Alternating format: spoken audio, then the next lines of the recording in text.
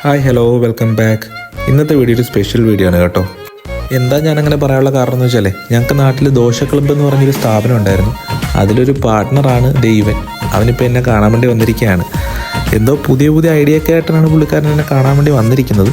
അവൻ ആക്ച്വലി ജോലി ചെയ്യുന്നത് UK ബ്രാഡ്ഫോർഡ് എന്ന് പറയുന്ന സ്ഥലത്താണ്. അവിടെ നിന്നാണ് എന്നെ കാണാൻ വേണ്ടി വന്നിരിക്കുന്നത്. വൈഫിന് ഡ്യൂട്ടി ആയതുകൊണ്ട് തന്നെ കുക്കിംഗ് മൊത്തത്തിൽ ഞങ്ങൾ തന്നെ ആയിരുന്നു.